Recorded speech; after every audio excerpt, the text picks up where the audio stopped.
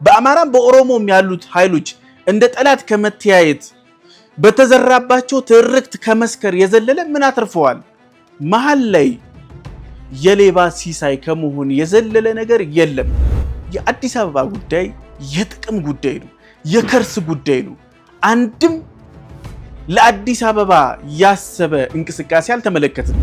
የሃይማኖታዊ ካርዱ የተነሳው የመጀመሪያው ብጥብጥ ለማንሳት ነው እንጂ በጀዋር በኩል የምትመለከተው ጽንፍ የረገጠ ጩኸት፣ በእስክንድርም በኩል የምትመለከተው ጎጠኝነት ዓላማው ገንዘብ ነው። አጀንዳውን የሰጠ ላኪ አጀንዳውን በሰም በታሸገ ኤንቨሎፕ ከዶላር ጋር ስለሚልከው ነው። ዶላሩ ሲያበቃ ያበቃል። አዲስ አበባ ላይ የሆነ ቦታ ላይ ፕሮጀክት ሲሰራ ለውጡን ያውቁታል። በነገራችን ላይ ከኛ በላይ የኛን አቅም ጠላቶች ይረዱታል። አዲስ አበባ የኔ ነች ካለ ነው ማንም አካል አዲስ አበባ የኔ ነች ያንተ አይደለችም ግን ካለ እሱ ጥያቄ ነው። አዲስ አበባ ላይ ይሄን ያህል ካተኮረን ኢትዮጵያ ሴማ ነች ከንቲባነት ነው። አዲስ አበባን መቆጣጠር ቀላል አይደለም። አዲስ አበባ ማለት የኢኮኖሚ ሞተሩ ያለበት የኢትዮጵያ እዚህ አዲስ አበባ ነው። ሜየር ተደርገው የሚሾሙ ሰዎች ህዝቡ በመጀመሪያ ደረጃ የሚጠይቀው ምንድነው ይዘህ የመጣው? ምንድነው የምታመጣልን ለውጥ? እኛ ጋር ግን ከሱ በታች አውርደውን የሰውየው ማንነት ላይ እንድንቆይ ሆነናል። የአዲስ አበባ ጉዳይ ስለ ህዝቡ ያሰበ የለም። ማንም ምን በላ፣ ምን ጠጣ፣ ምን ለበስ፣ እንዴት ነው ኑሮህ የሚል የለም። ሁሉም ጥያቄያቸው ስለ ወንበሩ ነው። ወንበሩ ላይ ተቀምጠው ግን ለኛ ምን እንደሚሰጡን ግን አይነግሩንም።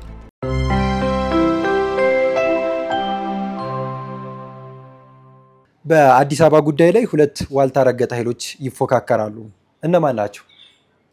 እውነት ነው። በአዲስ አበባ ጉዳይ ላይ ሁለት ጽንፍ የረገጡ ዋልታ ረገጥ አስተሳሰቦች አሉ።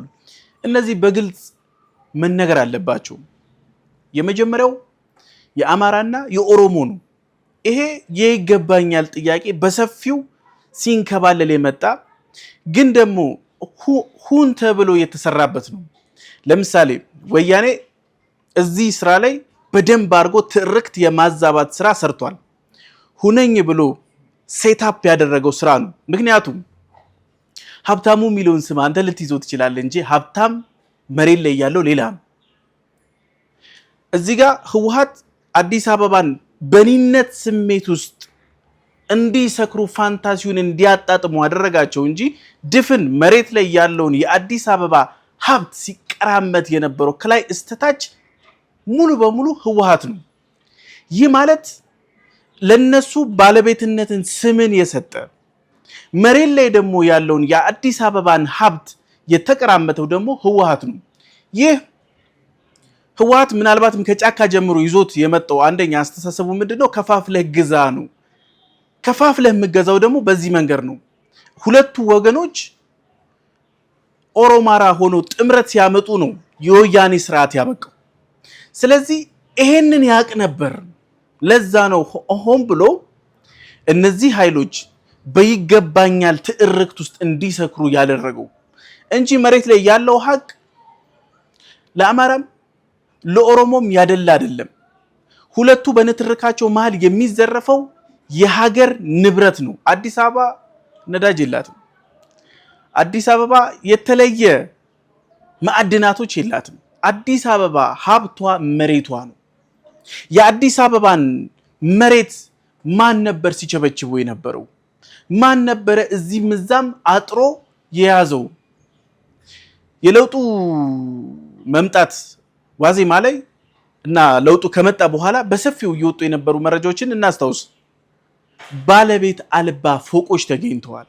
ይህ በየትኛውም ሀገር የማይገኝ ነገር ነው። ብዛታቸው በመቶ የሚቆጠር ደረጃ ነው የደረሱት። ይሄ ሀብት የማን ነው? ከህዝብ የተመዘበረ ሀብት አይደለም ወይ? ተጠያቂነት ስልጣንን አላግባብ መጠቀም ተጠያቂነትን ለማምለጥ የተደረገ ሴራ አይደለም ወይ? ዲስ ማች ባለቤት አልባ ፎቆች ያላት ከተማ ነበረች። ስለዚህ ይሄ ዝርፊያ በነፃነት መከናወን የሚችለው እነዚህን ሁለት ኃይሎች የይገባኛል ንትርክ ውስጥ ከተታቸው ነው። ምን አተረፉ?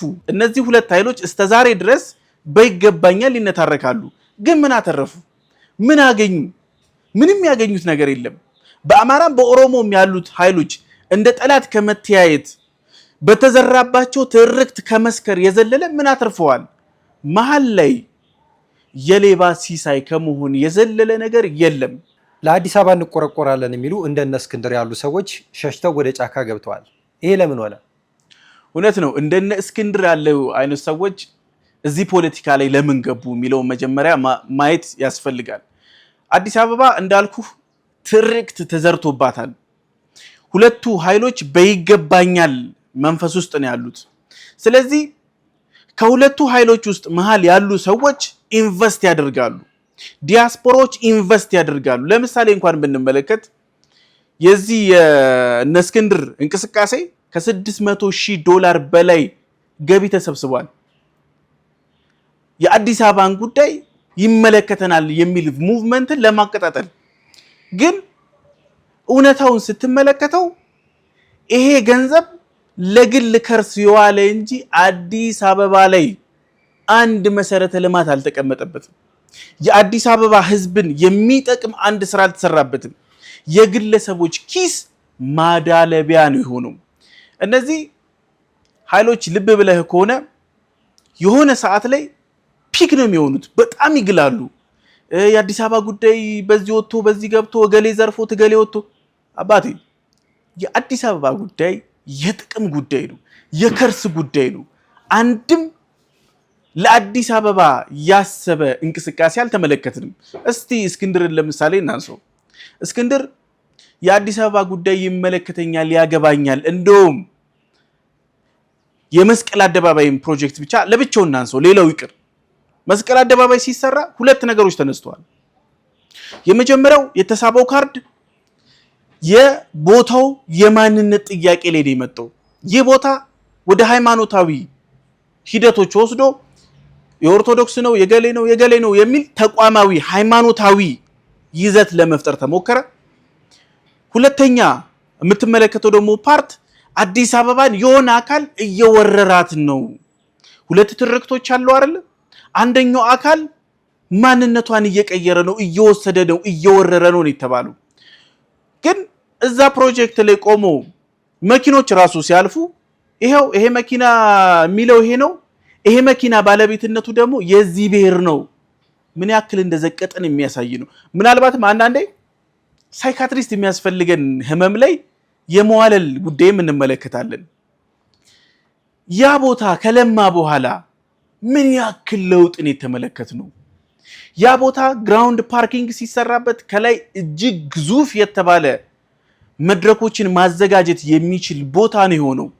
ያ ልማት የሁለቱ ኃይሎች የጋራ የሚጠቀሙበት ቦታ ነው። ለምሳሌ ይሄንን ኤሪያ ብቻ ስንመለከት የሃይማኖታዊ ካርዱ የተነሳው የመጀመሪያው ብጥብጥ ለማንሳት ነው። ሁለተኛው በዚህ ይገባኛል ጥያቄ ብዙ ይገባኛሎች እንዲነሱ ስለታሰበ ነው። በነገራችን ላይ ይሄ ቦታ ላይ ሁሉም አካል እየተጠቀመበት ነው አይደለም። ሁሉ በጋራ መኪናውን ፓርክ አላደረገም። በጋራ ሃይማኖታዊ፣ ፖለቲካዊ፣ ማህበረሰባዊ ጉዳዮች አልተከናወኑበትም ወይ? ይህ ማለት የጋራ ሀብት ነው። ስለዚህ እነዚህ ኃይሎች እየተንቀሳቀሱ ያሉት በዚህ ግርግር ላይ ምስኪኑ ዲያስፖራ የታለለው የላከውን ዶላር ቅርምት ነው እንጂ በጀዋር በኩል የምትመለከተው ጽንፍ የረገጠ ጩኸት፣ በእስክንድርም በኩል የምትመለከተው ጎጠኝነት ዓላማው ገንዘብ ነው። እነዚህ ኃይሎችን ራቅ ብለን እንመልከታቸው እስቲ። በነጀዋር በኩል ስትሄድ ሚዲያ ከፍተው ምን ብለው ምናምን፣ ያ ሚዲያ ገንዘቡ የት ሄደ? ማን ነው ገንዘቡን የበላው? የይገባኛል ጥያቄ የተነሳበት ቦታ ላይ ምን ተሰራ? በነገራችን ላይ አብዛኛው ህዝብ ሊረዳው የሚገባው ነገር ኡኡ ብሎ ሚጮ ሲመጣ ምን ሰራ? አንድ ጉድጓድ ውሃ አወጣህ ወይ? የአንድ ምስኪን እናትን ቤት አፍርሰ ጠግነ ሰጣሃት ወይ ነው። ስለዚህ እኔ ለምሳሌ አዲስ አበባ ነዋሪ ነኝ፣ ውክልና የሰጠሁት ሰው የለም። ያም መጥቶ የአዲስ አበባ ጉዳይ ይመለከታል። ያም ይመጣና እኔ የአዲስ አበባ ባላደራ ነኝ፣ ይመለከተኛል፣ ከተማዋ እንደዚህ ወጣለች፣ የሰጠ ነው። የትኛው ውልና ማስረጃ ሄደን ነው የአዲስ አበባ ህዝብ ተወክሉኛላችሁ ብሎ የሰጠው? የአዲስ አበባ ህዝብ እየጠየቀ ያለው ልማት ነው። እየጠየቀ ያለው በሰላም የሚሄድበት መንገድ ነው። እኛ ወንድሞቻችን ለምሳሌ እኔ ወደምኖርበት አካባቢ ያለውን ነገር እናንሳ። አይነ ስውራን በስነ ስርዓት መራመድ አይችሉም። እዚህ ትቦ ነው፣ መንገዱ ውሃ ቆፍሮታል፣ መብራት ኃይል ደግሞታል፣ ከዛ ቴሌ ደርቦበታል። ይሄንን አይነት ስቃየውን እንኳን ለማያዩት ለምናየውም የከበደ መንገድ ነው እየተስተካከለ የመጣው። ስለዚህ አሁን የሚሰሩ ለውጦች ቶሎ ብለህ ጥላሸት ካልቀባህባቸው ችግር ነው። ምክንያቱም አንተ እስከዛሬ ምን ሰራህ የሚል ጥያቄ በሰፊው ስለሚያመጣ፣ ዋናው ዓላማው ግን ገንዘብ ነው፣ አቅም ነው። የታለሉ የዲያስፖሮችን ገንዘብ የመቀራመት ሂደት ነው። በአንድ ወቅት ላይ ራሳቸውን የአዲስ አበባ ባላደራ የነበሩ ወይንም ደግሞ እያደረጉ ኃይሎች ነበሩ። አሁን ላይ እነዚህ ኃይሎች የት ደረሱ? መጀመሪያም አልነበሩ። ምክንያቱም ለአንድ ዓላማ እታገላለሁ እሞትለታለሁ ካልክ እስከ መጨረሻው ነው። እነዚህ ኃይሎች ብቅ ይላሉ፣ ድርግም ይላሉ። የመጀመሪያው ነገር ብቅ የሚሉት ለምንድን ነው? አሞራ ስጋ ሳያይ አይመጣም። ብቅ የተባለው የሆነ ነገር ሊወሰድ የታሰበ ዓላማ አለ ማለት ነው። ብቅ የሚሉት አጀንዳ አለ ማለት ነው። ብቅ የሚሉት አጀንዳውን የሰጠ ላኪ አጀንዳውን በሰም በታሸገ ኤንቨሎፕ ከዶላር ጋር ስለሚልከው ነው። ዶላሩ ሲያበቃ ያበቃል። ምክንያቱም እነዚህ ኃይሎች እውነት የአዲስ አበባ ህዝብ ጉዳይ አንገብግቧቸው ከሆነ የሆነ ጊዜ ተነስተው የሆነ ጊዜ የሚጠፉ መሆን የለባቸው። እስተ መጨረሻው ድረስ መስዋዕትነት መክፈል ካስፈለገ እስተ መክፈል ድረስ ዋጋ መክፈል ነበረባቸው። ግንስ ይሄ ነገር ላኪው በፈለገው ጊዜ ነው የሚልካቸው። ያ ማለት ተላላኪ ናቸው ማለት ነው እንጂ እነሱ ስለ አዲስ አበባ ህዝብ ተቆርቋሪነት ይመለከተናል ምናምን አይደለም። በነገራችን ላይ አንዳንድ ሁኔታዎችን እንመልከት። ለምሳሌ ግርግር ለሌባ ይመቻል። አዲስ አበባ ላይ የሆነ ቦታ ላይ ፕሮጀክት ሲሰራ ለውጡን ያውቁታል። በነገራችን ላይ ከኛ በላይ የኛን አቅም ጠላቶች ይረዱታል።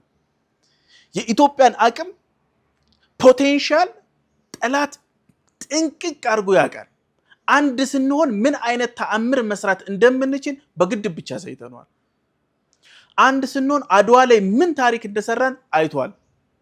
ስለዚህ ጠላት ከኛ በላይ አቅማችንን ይረዳል። የሆነች ለውጥ ሲታይ ባጀቱ ይላካል። የካይሮ ባጀት ደግሞ ቀላል አይደለም። ዮርዲ ይረባረባል። ባንኩንም ታንኩንም ሚዲያውንም ያነቃንቀዋል። ግንስ ይወርዳል። የሚወርደው ፕሮጀክቱ ጠንካራ ሆኖ ስለወጣ ነው እንጂ እነዚህ ፕሮጀክቶች ከዚህ በፊት ህወሓት በነበረበት አውራ ፓርቲ ሆኖ በኢህአዴግ ዘመን በመራበት ጊዜ ቢሆን ስለሚኮላሽ 100% ስኬታማ የነበረ ፕሮፓጋንዳ መሰራት ይችል ነበር።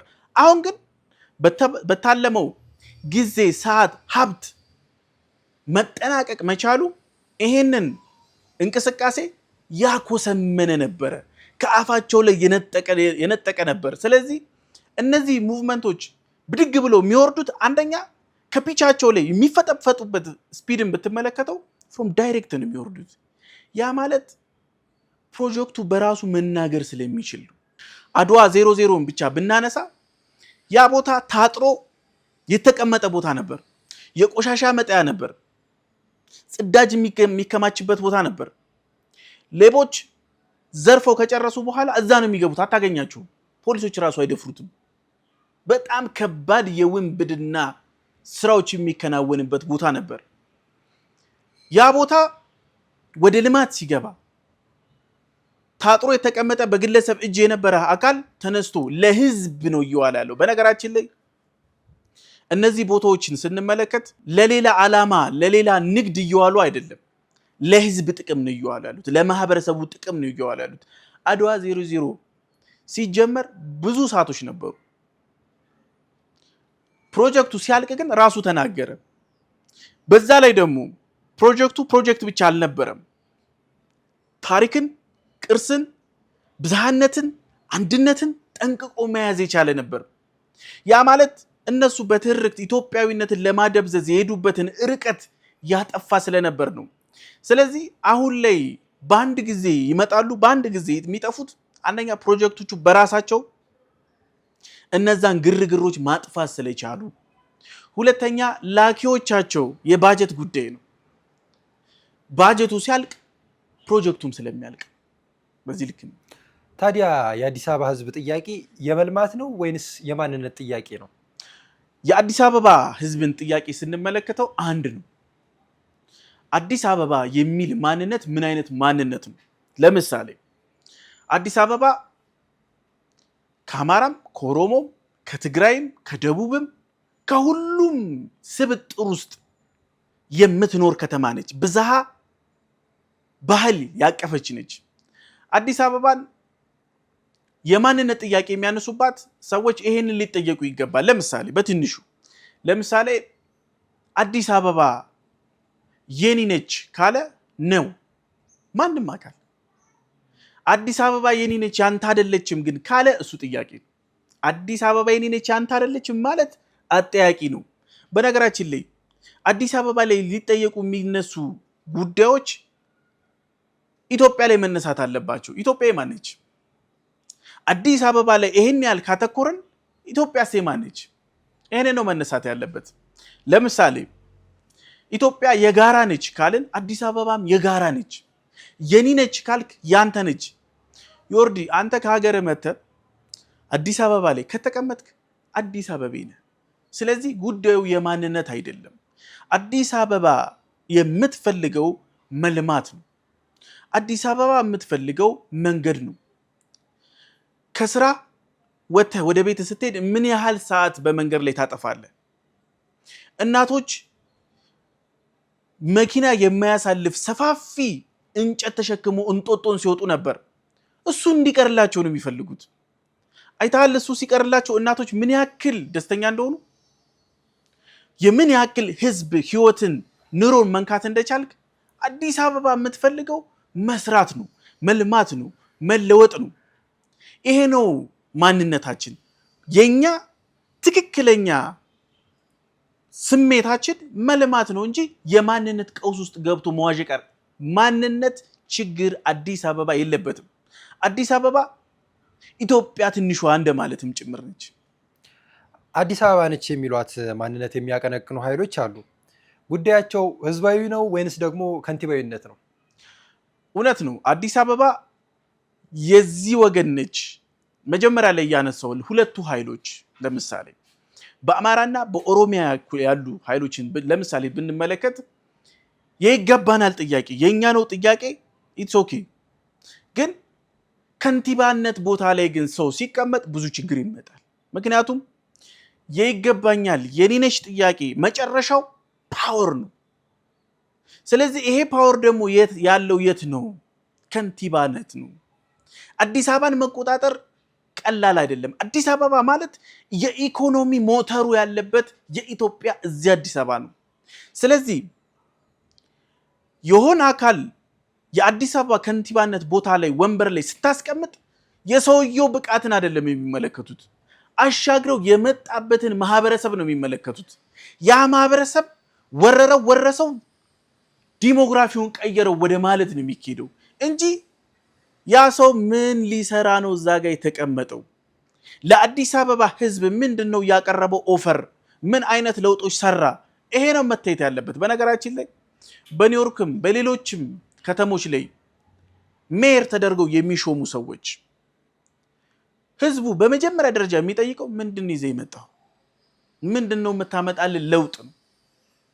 እኛ ጋር ግን ከሱ በታች አውርደውን የሰውየው ማንነት ላይ እንድንቆይ ሆነናል እንጂ ዓላማቸው የአዲስ አበባ ፓወርን መያዝ የአዲስ አበባ ፓወር ስትይዘው ደግሞ የድፍን የኢትዮጵያን ኢኮኖሚካል አቅም ትይዘዋል።